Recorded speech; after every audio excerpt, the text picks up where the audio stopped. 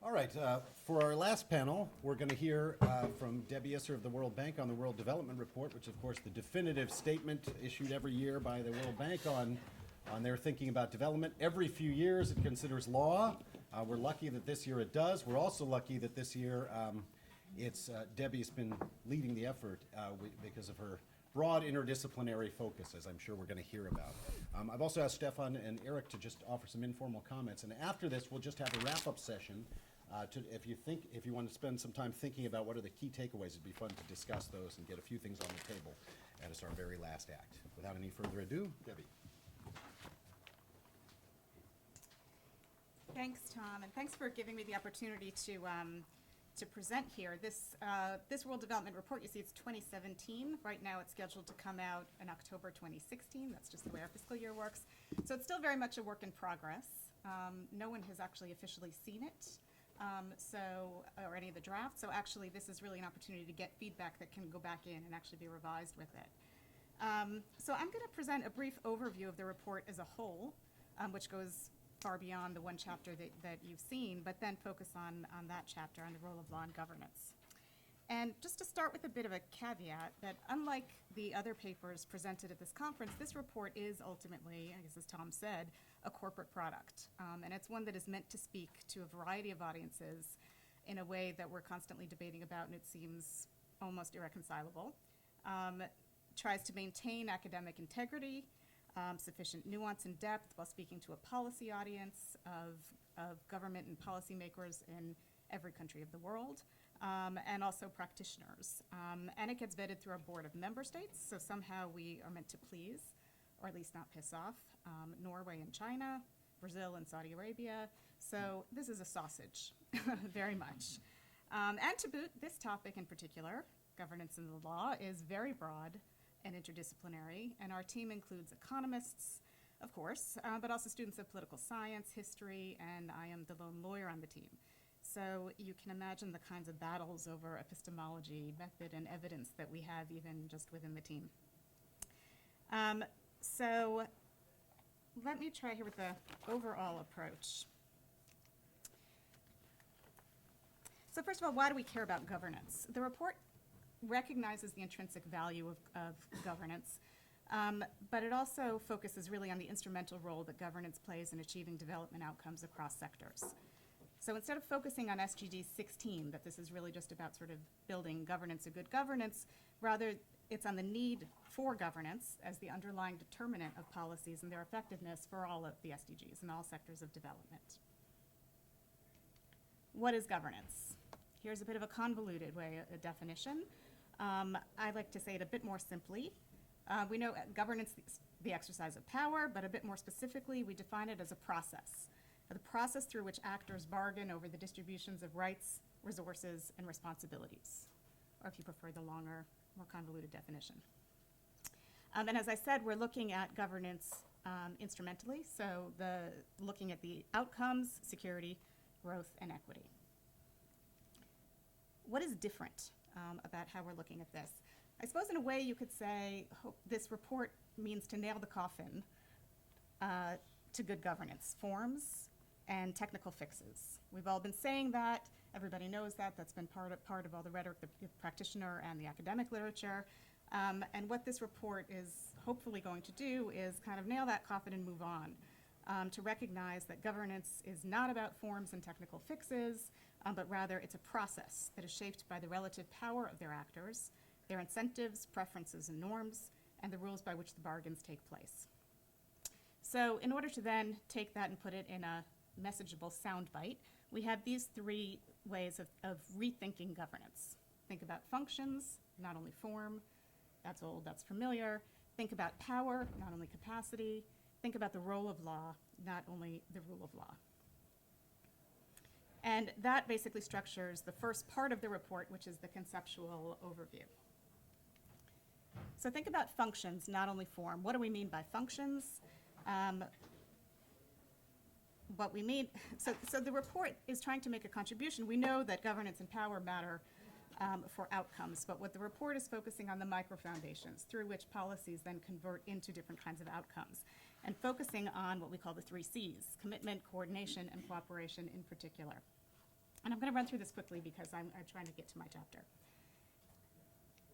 So, but we know that the way that policies are able to solve those sort of functional problems is also constrained by various things. It's constrained by power, it's constrained by capacity, it's constrained by norms. Capacity and norms we see as largely derivative of power. So what we're really saying is that in these bargaining spaces, what matters is power. Now again, no big deal to anyone in this room, kind of a big deal for the World Bank to be saying this. To say the least. And we'll see yet if we actually get away with it. So what do we mean by power here? Just these, the other dimension of these C's, we're kind of talking about them as the technical thing that makes policies then kind of work to get functions, work through functions to get outcomes, coordinating people, providing cooperation and commitment in order to enable those two things in order to actually get what you're looking for. But we also recognize that those C's operate at the level of policy making. That, you know, you have these, if you picture sort of a bargaining arena and you have actors with different relative power, you've got a whole lot of coalition building and making going on there that also involves issues of coordination in order to align different kinds of coalitions. This is just because it was sort of a pretty diagram and it looked kind of neat, but just to sort of show how, you know, when we think of power, it's that black dot in the middle, it's the closest to the decision making. You have elites that are in the immediate circle, citizens that are in the outer circle, and then beyond that you have transnational actors. This is really just pictorially. I think we know that they're all kind of in their bargaining. But then the other circles are kind of showing what are the different kinds of coalitions, whether they're just elite bargains only, whether how elites are connecting to citizens, and then you can also look at the international space and how that then either connects straight to elites or with citizens to get to elites. So the famous diagram, every WDR kind of has to come with something that hopefully is memorable. This is our effort. Wait, I'll back up so I can talk you through it. There's the famous policy bargaining arena. Out of that comes policies via the institutional functions, the 3 C's I talked about, is how you get to the development outcomes. Now, development outcomes in turn are shaping, you know, I think I just need to show you the whole thing first. So the policy bargaining arena is determined by both the de jure power and de facto power. When it comes out of the policy bargaining arena, you get the functions that try to determine those development outcomes, and the point there is that you've got a feedback loop. So development in turn shapes governance because it's changing sometimes the relative power. It's changing resources, it's changing norms, and that then feeds back into that policy bargaining arena. That could be through a vicious circle, that could be through a virtuous circle. So the guiding questions for this report, it's in 3 parts. The first part lays out the conceptual foundation. How do we rethink the role of governance to understand its effectiveness for promoting development outcomes? Part 2 looks at those 3 outcomes that we put forward. There's a chapter on security, on growth, and on equity, to look at how is it that how do we understand this bargaining arena and how it relates to the kinds of policies and outcomes that we see with respect to those outcomes, and what can you do specifically in particular governance contexts in order to try to overcome those power and norm constraints towards outcomes. And then the final part looks at conditions for, in which coalitions for change can actually bring about a new governance environment. So there you see the 9 chapters of the report. Now I'm just going to focus on chapter 3. So the role of law versus the rule of law. That's, I like the laugh. Hopefully that means that's a good soundbite. So the point is, and again, we had the focus on function, not only form, focus on power, not only capacity, focus on role of law, not only rule of law. Now what those are all doing is trying to divert attention from this idea of forms and ideals and where we think we want to be towards what are the underlying determinants of things actually. How do we understand that? So when we talk about the rule of law, I like this Gordon Brown quote. Okay, so we know the rule of law. We've talked about this too much. I don't even need to get in that. But the point is to say we understand the rule of law as something that comes about through historical and structural contingencies. It's not something that you can actually engineer from the outside. So while this is the aspiration, and we agree rule of law correlates very well with all the kinds of good outcomes that we want to see, what we know the path is also not linear, and we're trying to break this down and understand what role is law? How is it relating to these different kinds of dynamics of governance, so that we understand how things are working now? So our focus on the instrumental role of law, what are the mechanisms through which law performs functions to deliver outcomes? And secondly, how does law relate to the bargaining arena as a site through which actors project, reinforce, contest, and institutionalize the allocation of power and norms? So mapping that, okay, before I get there. So here, this relates to what we were just talking about in terms of informal law. What is law? So we had quite a discussion about how to define law. I was inclined to go with William Twining, who basically says law is a social fact. It's something that orders things. And I got a lot of pushback from Lant Pritchett, among other people, who said, no, no, no, law is state law, and it's backed by coercive power. So in any event, we decided we are not going to engage in the debate of what is law. We're going to sidestep all of these philosophical issues, put a nice box that recognizes that this is a contested space. But for our purposes, we're going to talk about law as state law.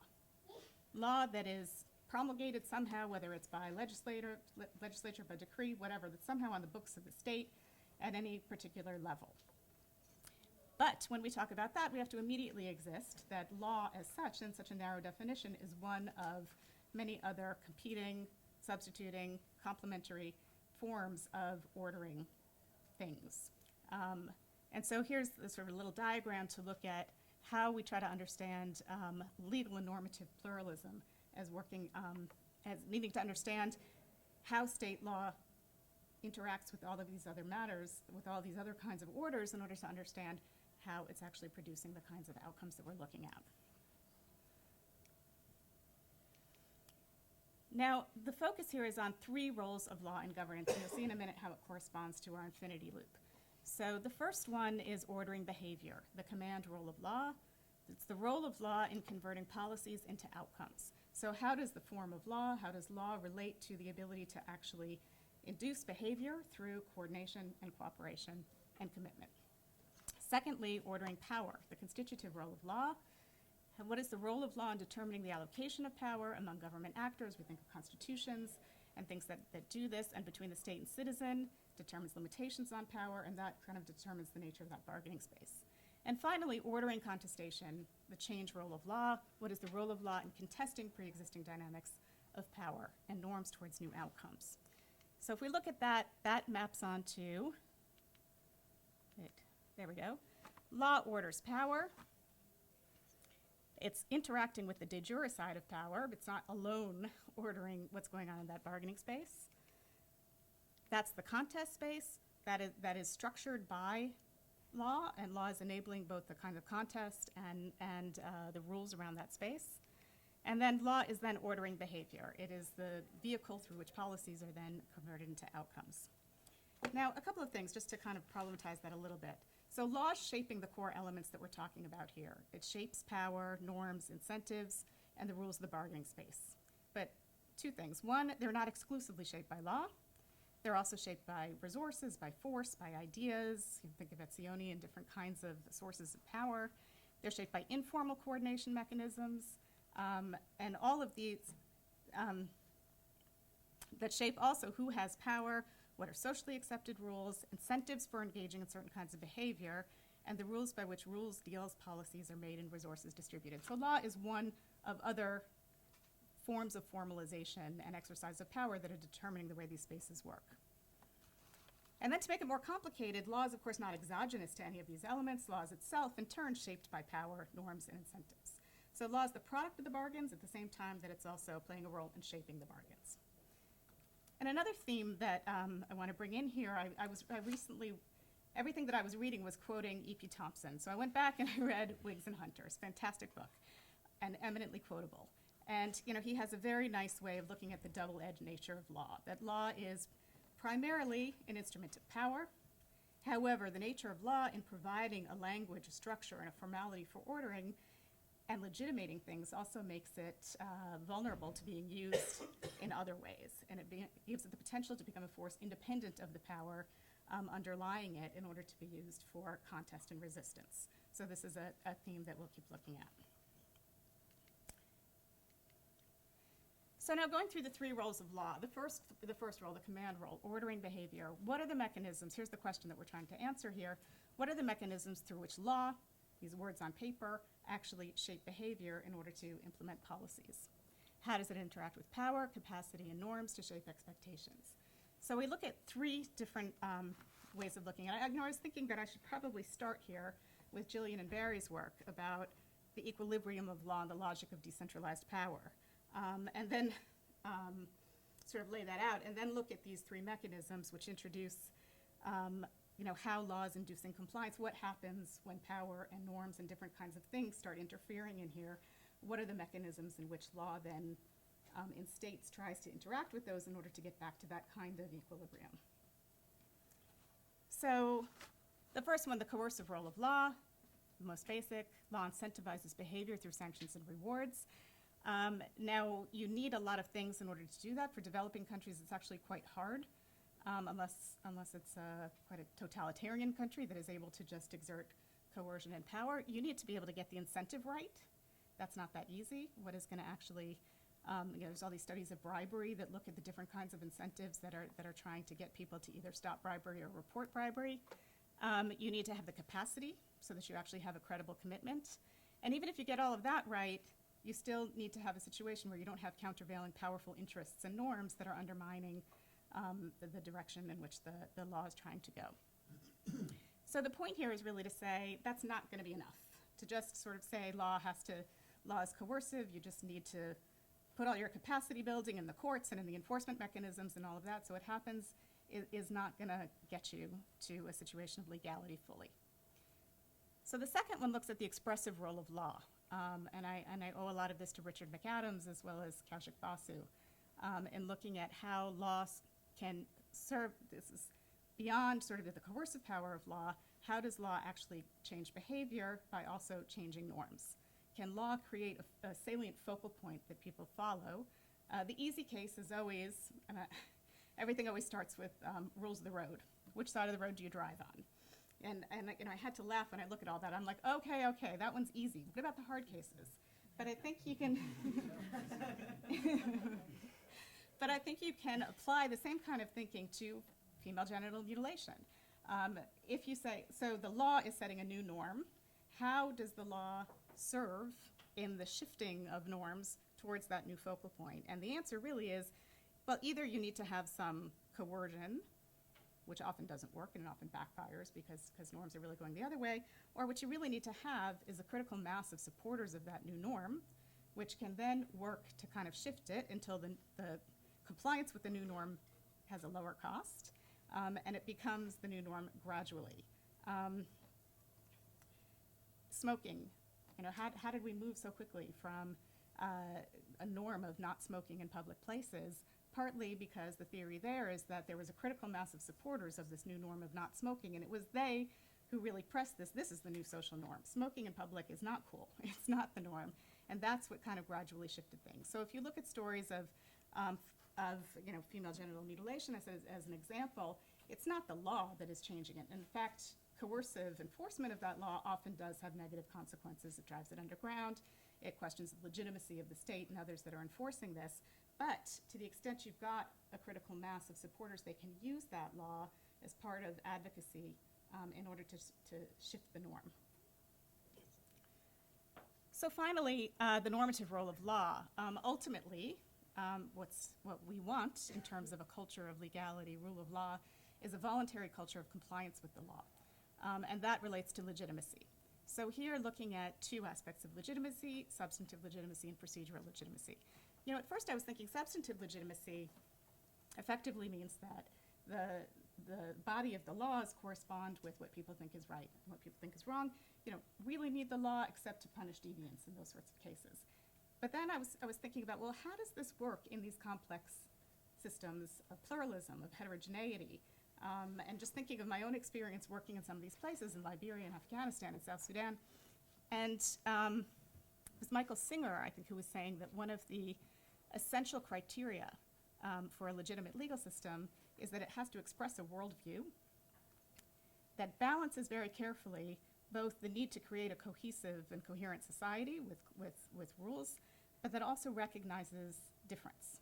And that resonated very much with me in terms of the kinds of debates that go on about legal pluralism, about what the role of different kinds of informal or customary norms is within a country. So you think of Latin America, I think as you noted, this is an inherently wrapped up with the notion of legitimacy, with the notion of citizenship and national identity, the debate to have these multicultural and pluri-ethnic systems actually recognized in the Constitution. And you see this with Islamic law happening all over the place. So, my point is that I think is inherently this question of politics and legitimacy. And then secondly, procedural legitimacy, of course, Tom Tyler, Margaret, sort of cite your work about how voluntary compliance related to perceptions that government is procedurally just.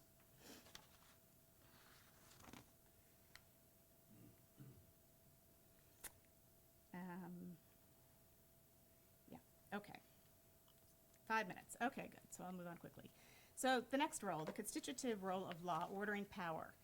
So here, I'll talk very quickly because most of it I borrow from Tom Ginsburg anyway. So what's the relationship between the de jure and de facto allocation of power and the nature of the bargaining space? So we start here with, this was raised yesterday, constitutions, effectively you could look at as a state of anarchy. Why there's no third party enforcer, why do people come together in order to actually set rules, rules that are going to govern in particular elites? So here, using Barry's work and Jillian's work also on looking at constitutions as coordinating devices and commitment devices. So just the theory of why would constitutions work at all? Why would they do it? But that gets us quickly to then looking at how do we understand gaps between what the rules are on paper, once again, and constitutions, lots of constitutions around the world that have all kinds of great stuff in it, but we know that this isn't actually happening in practice. So here, looking at gaps, and quite importantly, and I think I picked this up from a law symposium we had a couple of weeks ago where Tom's point was, a gap is not necessarily a bad thing. You don't have to look at it as, what you need to do is close the gap. So I take from that, don't mind the gap. But in trying to understand then, again, obviously the theme of all this is trying to understand the logic of what is actually going on rather than somebody's idea of what should be.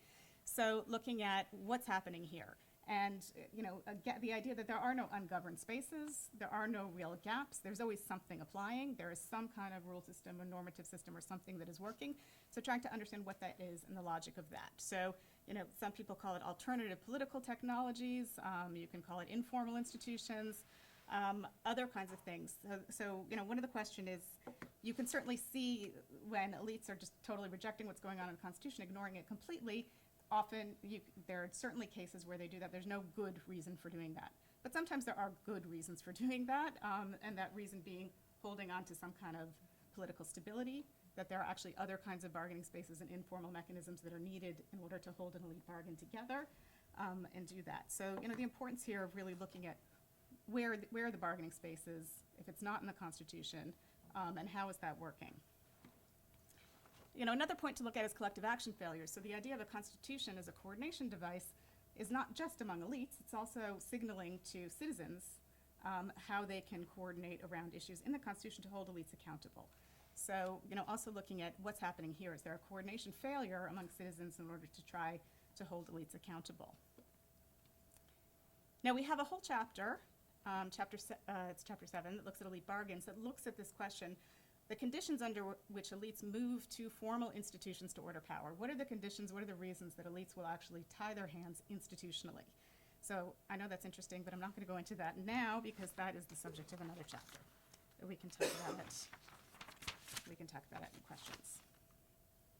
And then finally, the change role of law, ordering contests. So going back to this double edge, how can law be used to contest prevailing power relations? And what I have here is a little bit different than what I have in the chapter because I've been rethinking that and how I want to organize that. So right now I'm thinking of looking at everything's in threes. For some reason that always seems to fit better.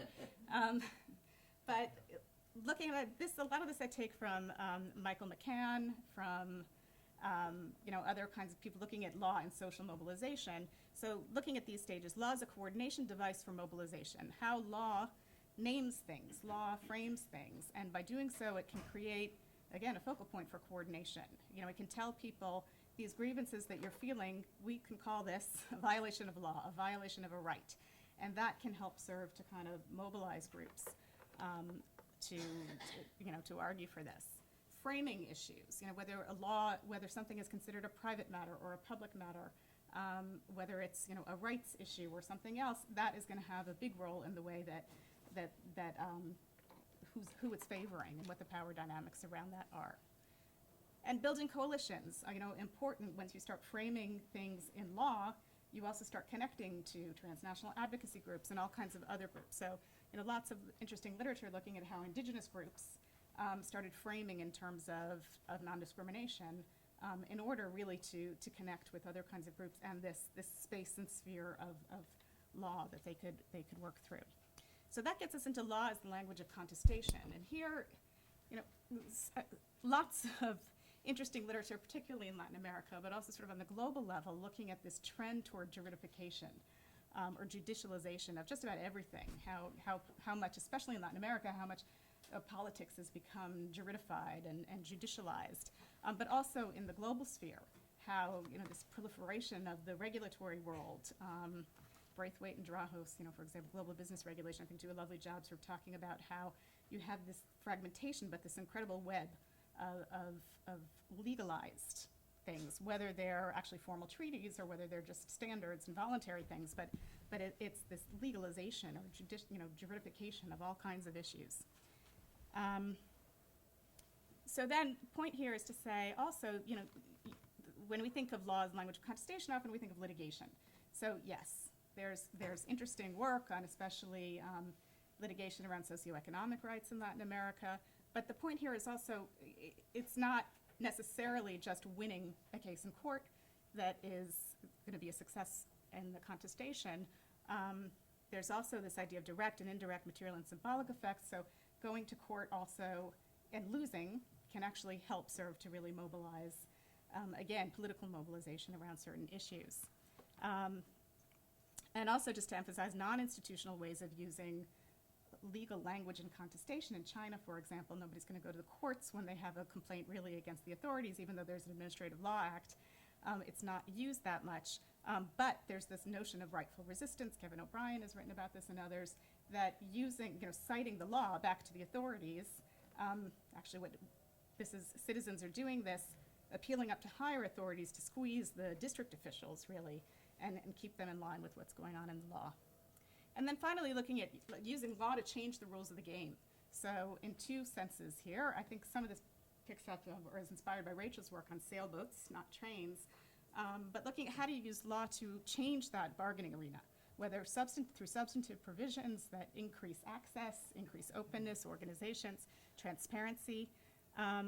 Important thing there is understanding how these right to information or transparency laws don't just sit there, but are actually used to empower different groups in the bargaining arena. And then finally, you can actually change the bargaining arena. You change the rules by which things are contested. You bring in free prior informed consent, a tripartite kind of model. You take it out of a national court and you say, we're gonna take this up to this international forum that has been created now. So different ways. Now, finally, so what? This is the question I will get from most of my colleagues at the bank. What does this mean? What do we do? And this is just a very preliminary attempt to try to put a couple of thoughts. So the first one is just trying to point out law and legal institutions. It's a powerful tool, but you need to understand how it works in given context. So we assume all the stuff on the left, law empowers change actors, it orders things, it builds legitimacy, it structures contests, but it may well, given the particular context, do all that stuff on the right. So number one is really understanding what's going on. Secondly, effective laws and policies must be fit for context. This is also a bit old hat. Forms should follow functions. So the idea here, again, is don't just go and invest lots in building the capacity of judicial systems. Think about the functions that you're really trying to perform and what are the appropriate institutional arrangements. Where is there actually an alignment of different kinds of interests where you might get some traction? And then finally, invest in solving collective action problems. That's been a theme throughout all of this. It's about how do you get those collective action problems to overcome countervailing power norms? So a couple of ideas here about how you might do that. And I'll stop there. Thank you.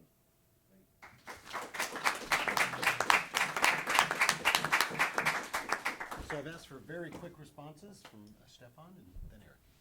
Okay. Well, thanks very much. That was how did you say it was an interesting soundbite? It was a very interesting read. I like that very much. But I'm not supposed to praise you, but supposed to bring up some critical points. So I want to focus on three of them. So the first one is that you do not only talk about the rule of law, but also about the role of law. And my impression here is that you probably put a little too much focus and emphasis on the role of law in governance, in the sense of private-public relationships. I guess a continental lawyer in Europe would say public law issues.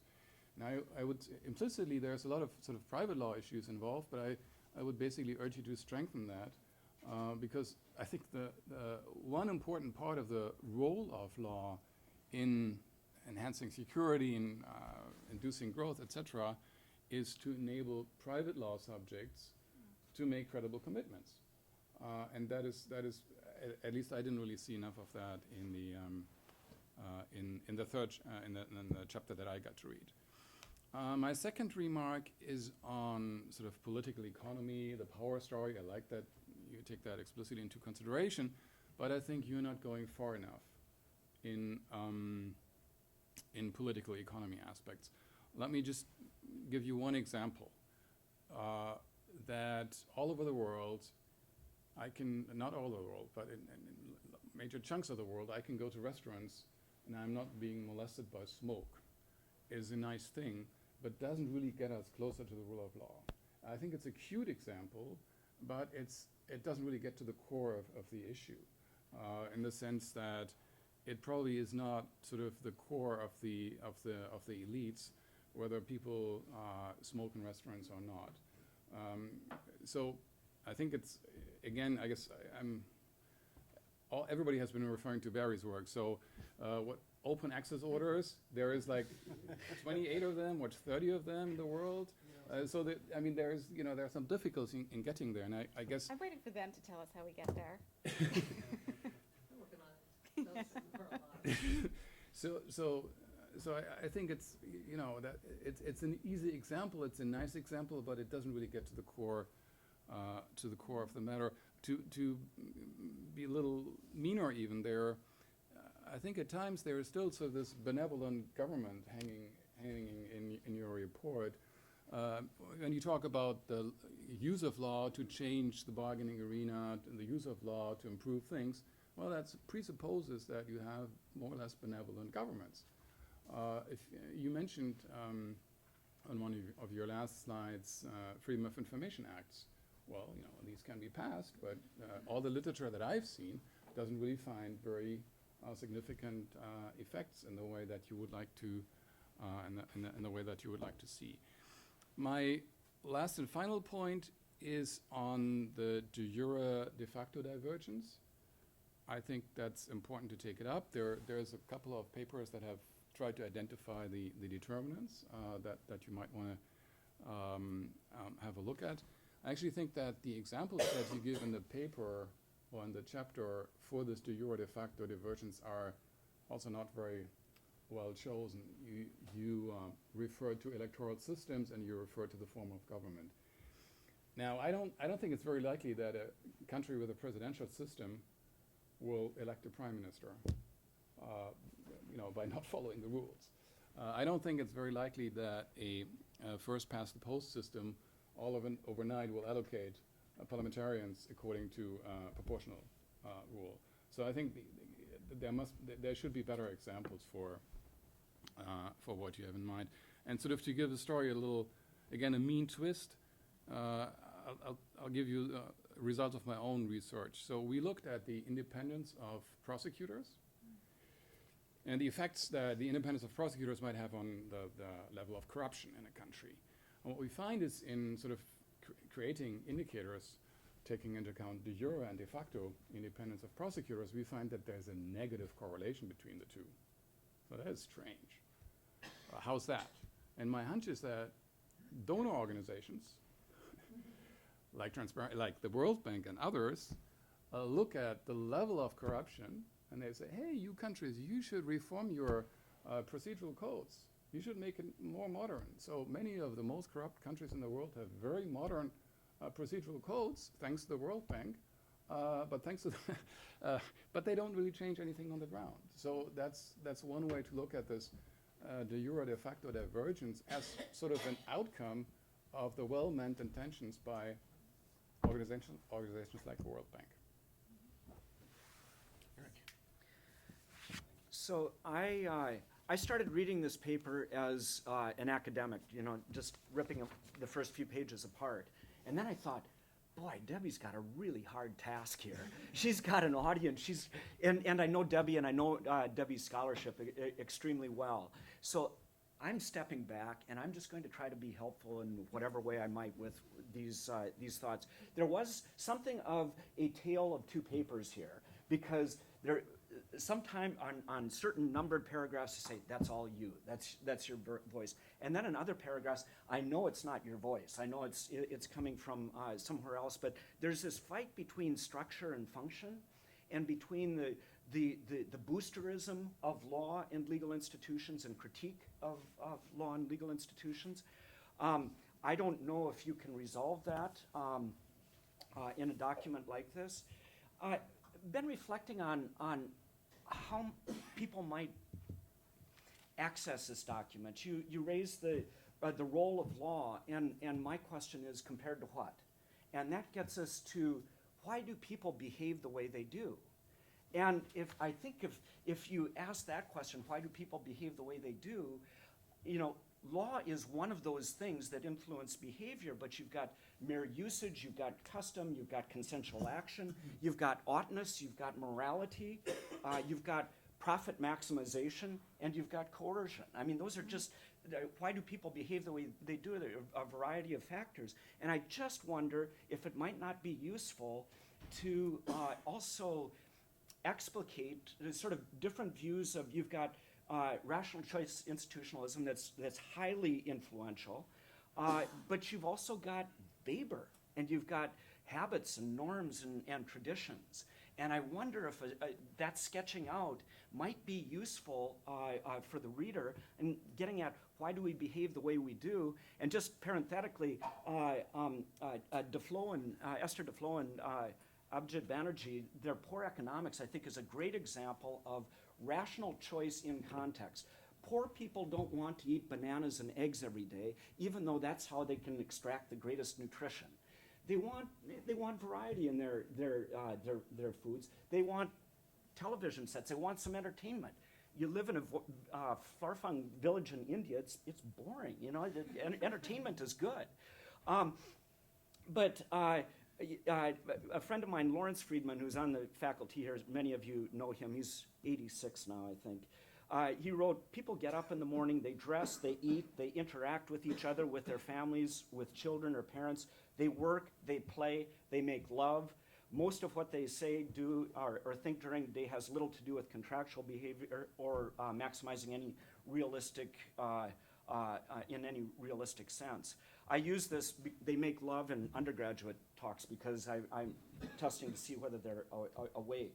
But if you're talking about coercion, I think you got to invoke Weber, because Weber is sort of legal coercion, right? I mean, he's the start of this, and Weber also interrogated, well, you've got legal coercion, but it only explains a small part of why people behave the way they do. You've got custom and you've got convention, seeking approval, disapproval. I think Weber sort of lays a nice groundwork for that. I don't know if that's helpful. I also think it might be useful to have a box on different views of law. You've got law in society, you've got law in economics. There are different perspectives that people bring and privilege to their view of law. I don't know if that. I did. Sorry? I did. Maybe it's a later version. I don't know, maybe it was me reading at 11 o'clock last night, too. On the social mobilization, I think all of these things have such complex causality. And, I mean, my models of law that's adhered to are sort of, when you have these real hard debates about economy, society, and polity, and law formalizes that. I think that progression is one that's sort of a winning combination. I'm going to use an example that Paul is tired of hearing me talk about, but Vic Khanna at University of Michigan writes about the Bombay Stock Exchange. In 1991, India announces it's embarking on an economic liberalization program. The magnates of Bombay get together and say, look, we've been manipulating the stock exchange for years and years, but actually we need foreign capital to feed the beast of liberalization. So they say, we're not going to manipulate the exchange anymore. They essentially enter into a pact. The law and regulation comes, the Bombay Stock Exchange becomes magnificently successful, 7 times the portfolio investment of all of the stock exchanges in China. But there's that sort of progression. And even when you look at Brown versus Board of Education, that came in 1954, the year I was born, but it was after decades of social mobilization. That case could have been brought decades earlier, but they were very concerned about significant social mobilization, change in attitudes, before they took it to court. And just finally, I've gone too long, but when you talk about rule of, well, I wouldn't quote Dixit for what you did on the first page, but we can get into those nitpicking things later. Rule of law is widely recognized as necessary to the achievement of stable, equitable development. I think it's not bad to turn this on its head and say, well, we've got some issues in the U.S. We've got the two of the big issues out there are income inequality and Thomas Piketty and his work, and the failure of the U.S. criminal justice system. And I think it's not bad to say, we've got some real issues here on rule of law at home. Mm-hmm. And just finally on Tamanaha, you say there's a progression from thin versions of rule of law to thick versions. Since you quote Brian for other things, he wrote a law review article, Singapore Law Review Law Journal, a few years ago, really advocating a thin rule of law approach. And some of my human rights friends say we would prefer it if you had a thinner human rights approach, because we actually have a well-developed path of advocacy that we've been working on for years. All right, we just have a few minutes, so I think what I'd like to do is open it up to the floor before asking Debbie for response. And I wonder if there's any comments or questions about the framework. Rachel. So I've already given you some comments and questions. I think I'm going to take off my scholarly hat and put on my advocacy hat for a while. I think it's phenomenal to see the bank do this, to see you do this and force it upon the bank. And I would love to see more effort on the so what part, particularly the right-hand side of the equation. So Stefan's point about, boy, the bank has been pushing formal laws, and they're often used by these countries as like a squinting smoke screen, like what we did, and then it looks good on all of the bank's own indicators. And then it makes it harder for actual change to happen, because they can point to those indicators, and then Hungary can use those kinds of laws and change its structure. So I think really pushing on how would this change in notion change how the bank did business, and using the bank, and I know this might be difficult to get through the powers that be, Good bank. but maybe use USAID instead, or use Oxfam, pick some other, but using them as sort of a proxy that is recognizable still of how this would change things. Change coalitions, I think, is another of the keys. People have mentioned it, but if you're pushing for laws and you're only pushing them once a change coalition has already been mobilized, well, does the bank suddenly get into the role of building coalitions and do things? It would be a very different role for more of the bank to pick up on. So I think looking through some of those things and then picking examples that might be able to sneak their way into the report might be really useful. Margaret? This is really a follow-up, and I'm sort of wearing my scholarly hat, but I'm also wearing the hat of someone who has marginally contributed to WDRs and certainly been a consumer of them.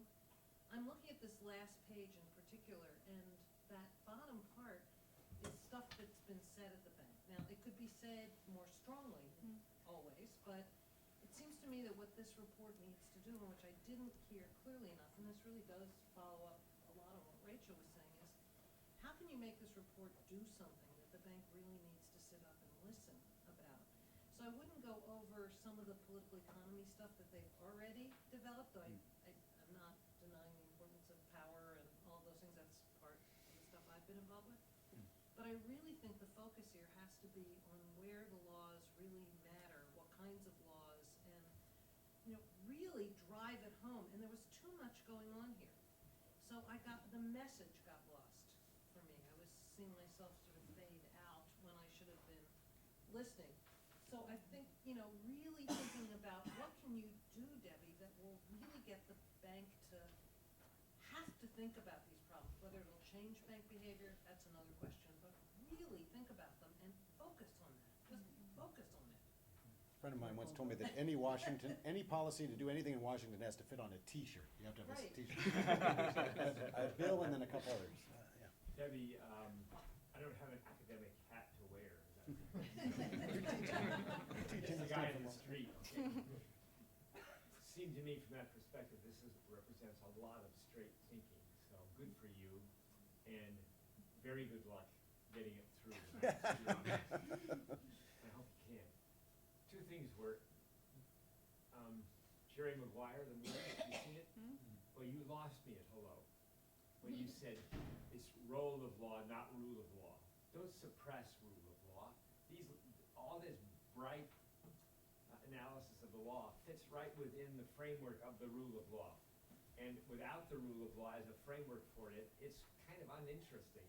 You're talking about something which is just dead or archived or somewhere out there. It has no impact. It has no pertinence to life. So I would not depress rule of law in order to illuminate role of law in your language. The other one was, you had early on the three things: security, growth, and equity. Curious whether the bank really thinks that you can have durable growth and inequity. And maybe you can't. I'm an idealist. I'd like to think, and it's just a three, maybe not stack rank, but I'd like to think security starts. You can't do much without security. But then I think equity ought to come before growth. If you have equity in the community, you're more likely to have economic and social and human development, I think. And if you do it the other way around, then it worries me a little bit. So maybe it's just my fastening on that vertical stacking of those three concepts. And maybe there's literature about this. Maybe Barry's written on this, so I should. But I think before you set that out, you should be sure that you want that order and the signal that gives to a non-academic reader of your work. So, Barry and Jillian, and then we'll turn back to Debbie. Yeah, I'll follow up on Rachel and Margaret. Margaret's in particular. Margaret suggested focusing and getting rid of all the rest.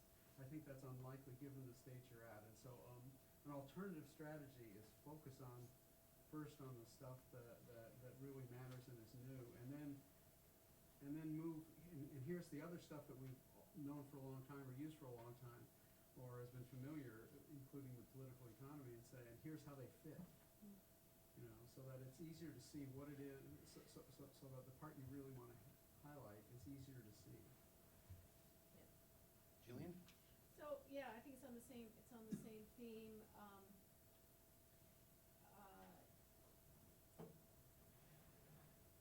So I've already given you some of these comments, and I think you framed it, like you frame it initially with the what is law question, and then there's a lot in here that's about policy and bargaining, and so your last couple of things there about elite fractures, et cetera. So I think if what you're trying to do here is to shift the World Bank's way of saying, how do we think about law and legal reform, I actually wouldn't start that off by saying we are going to adopt and explain a theory of law and work from there. I think what you want to do is come up with your pragmatic plan for what the bank can be focused on that's well informed, but there's a little bit of a feeling in that first part of just like we're going to write in this report what law is, and for me, as soon as you write down law is about controlling power, then I say, okay, so you kind of lost that, you lost me at hello, right? Because it's like, well, okay, that's an important part of what's out there, but if what we're trying to do is get past a world of thinking laws just build a bunch of institutions and they'll start rolling stuff out, that's the more important agenda, is to, and you can have a lot of this stuff in here, but it does get kind of lost. So don't think you need to come down on, here's what law is, it's this. Rather, here's all the stuff that's out there about the perspectives on the various ways of thinking about what's done. And what we're trying to do is actually be more effective on the ground. So here's a narrower focus of, that's, right. I think that's not as huge a change to the structure. Debbie, do you want to respond? Sure. Thank you, everybody. Couple of thoughts on this. Just one in terms of the messaging getting lost. Yes, I think we're kind of at that phase in the WDR as a whole. This is one chapter of 9. And it's the one that's talking about law. So yeah, I suppose I feel a big burden to get a lot of stuff out there. And then a lot of the themes then are picked up in other chapters as well. I mean, one of the things that we're doing now is, I suppose, kind of along the lines of what Barry and others were suggesting, is ultimately the messaging, the soundbite, the overview, the thing that kind of pulls it all together. So, as I said, it's a sausage. You have to have a whole lot of stuff in there. So I think a lot of this is going to be, in terms of the you lost me at hello, if we don't have a really good 20-page overview of the entire report, then we'll have lost everybody. And if we don't have a soundbite, then it's going to sit on the shelf and it's not going to last. So I take that point very, very much. And I suppose the way, it's interesting writing a WDR, and it has been, we've had various points at which we say we should be writing the press release right now to, no, we have to do all of the evidence and put it all together and see where it leads us. And it's some kind of combination. So I think for sure the next step does need to be synthesizing, clarifying, be clear what it is that we're saying and what it is that's new. So that applies both to the chapter and I think the WDR as a whole. I think, Stefan, yes, I think we do make that assumption somewhere that there is a benevolent government. I think that's that kind of willing suspension of disbelief that one has to make when you're doing a WDR. I suppose one of the ways I try to deal with that is that change story, is recognizing that, you can use this in some ways to actually change power, which is going to be rather sensitive. But yeah, I mean, that's one of these weird tightropes that we kind of have to walk in writing these. I think I'm not going to try to respond to all the others, but just to kind of take them on board and think about how I can then use those in the next draft. So again, thank you for all of the comments. All right, what I'd like to do, we just have a few more minutes, and what I'd like to do is maybe offer a kind of synthetic, well, yeah, why not?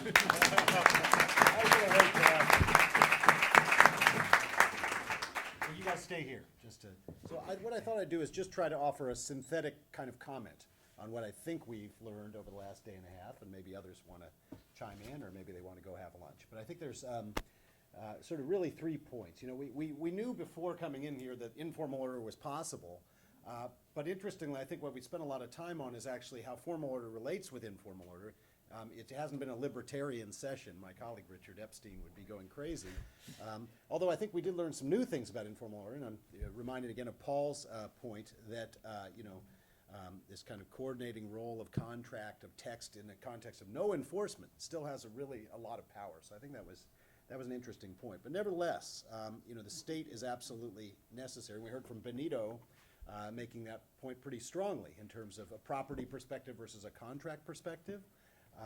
We also, I think, heard examples of good things states can do, providing the public good of dispute resolution in ancient Athens, and various other, reforms, the Brazilian good reform rather than the bad reform. So that's just a fundamental point. It's pretty straightforward, but I don't think we really started out with making it very clearly. It came out in Hillary Crane's comment that informal norms and informal order is great for those who are inside the order. It's not transparent from outside, and so there's a benefit to law and to formal state law and to formal institutions in terms of open access. Second point is if you take that seriously, that means you have a lot of different configurations or different possible relationships between formal and informal order.